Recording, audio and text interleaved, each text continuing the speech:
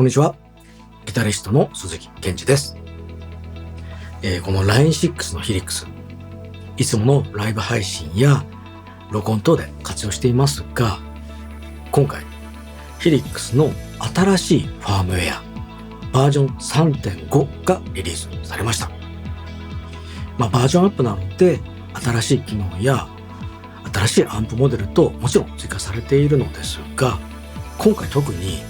キャビネットの部分がかなり大幅にアップデートされています。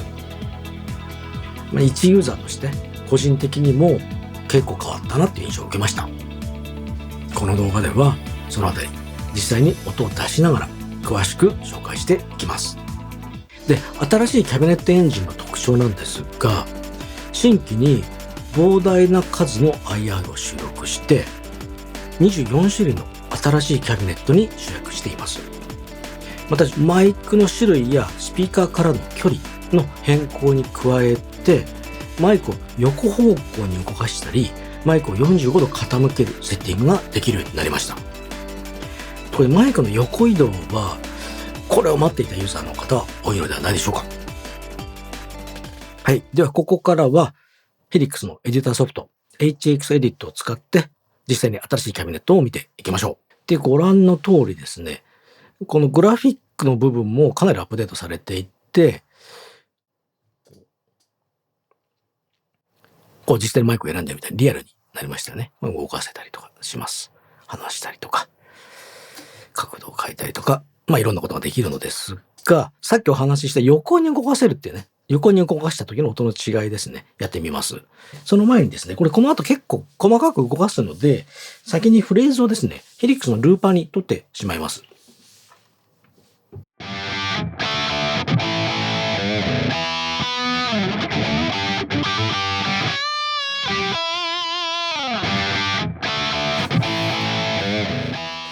はい、じゃあ取れましたので、これ今マイクを横に動かしていきますね。実際に動きます。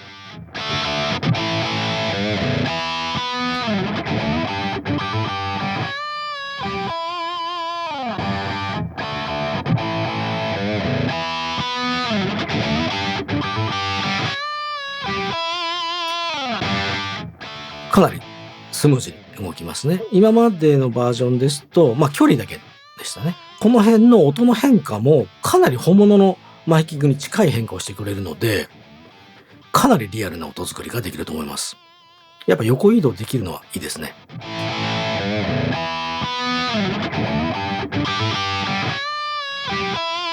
ちなみにこの状態でマイクの角度を変えることができます。これちょっとオフアクシスって言うんですけども、少し音が若干遠くなるみたいな感じの音作りができます。やってみますね。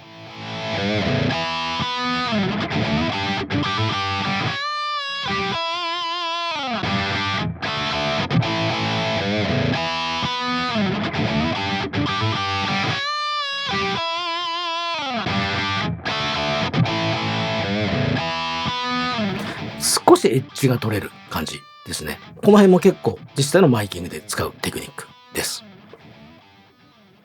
で、もちろん以前からある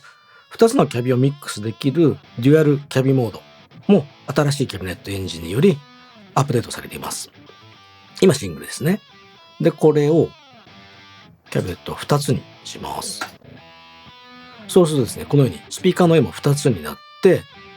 今同じキャビネットが選ばれていますが、これもちろん自由に選べますが、2つの音をミックスした音作りもできますね。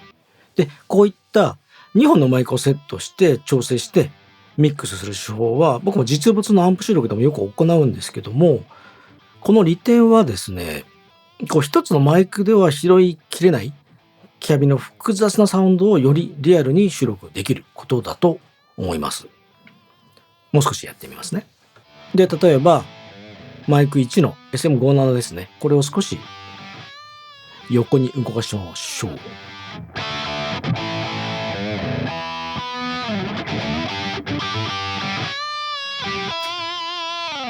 で、距離を少し離す。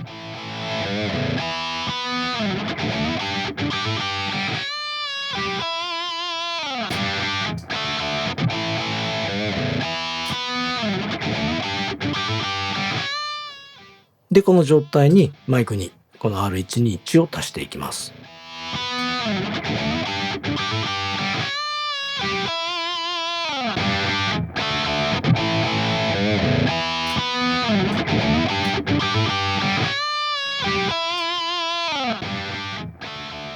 で、このようにですね、やっぱり一つのマイクでは拾いきれない。今どっちかっていうと SM57 でエッジとかハイの部分を中心に拾って、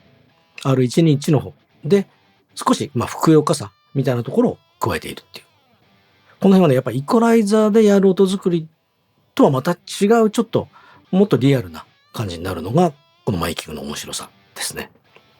そしてこのディレイ、ヒリックスのキャビはマイキングによる時差が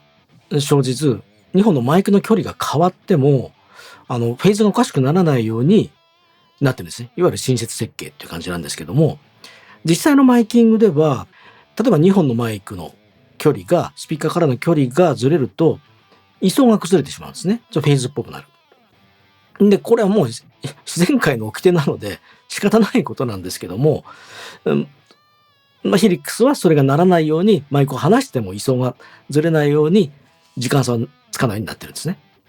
なんですけども、そこをあえてディレイをつけることもできて、そうするとですね、2本のマイクで時間差が生まれてきます。そうすると、今やりましたけど、フェーズっぽくなります。じゃあ、ディレイタイムを加えます。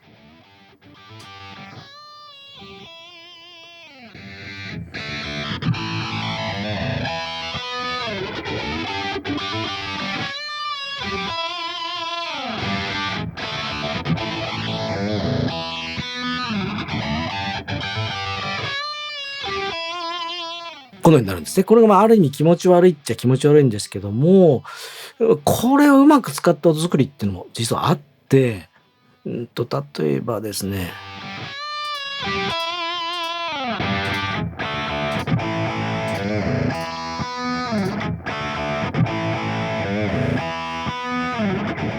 例えばこのくらいにして、あとちょっとフェーズがずれた感じの音をミックスすると、またぴっ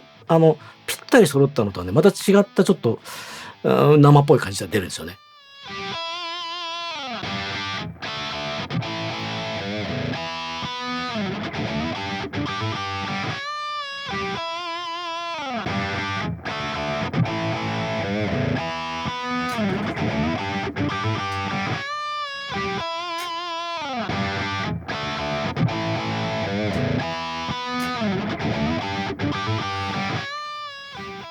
ただこの辺はですね、むちゃむちゃ深いところなので、そういうところがお好きな方にはぜひどうぞっていう感じですね。一般的にはここあんまりいじんない方がいいと思います。で、今回追加されたデュアル IR ブロック。これは一つのブロックに2つの IR を読み込める。便利なブロックなんですけども。で、これですね、普通にハイカット、ローカットとかあるんですが、ここにはやっぱディレイタイムっていうのがついてるんですよ。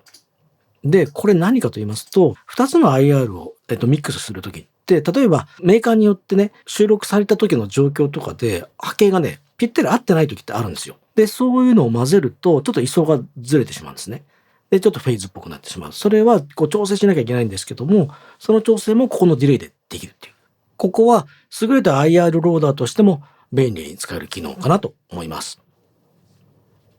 この辺のリアルなキャビシミュレーターを待ち望んでいた方も多いのではないでしょうか。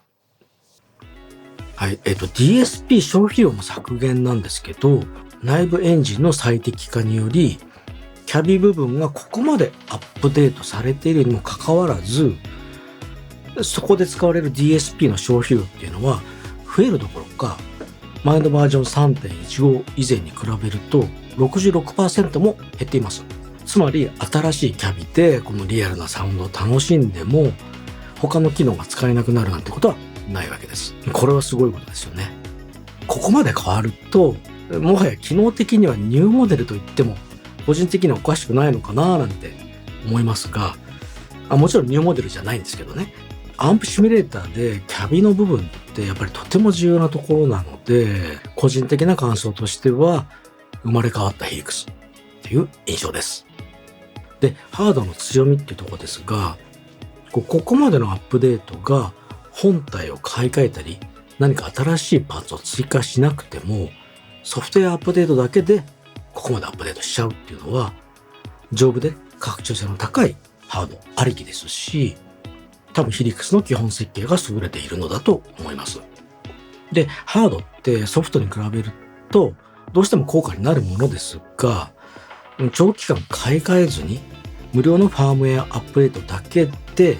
性能アップしてくれるっていうのは、とてもユーザーフレンドリーだと思います。はい。というわけで、今回は Line6 Helix 新しいファームウェアバージョン 3.5 で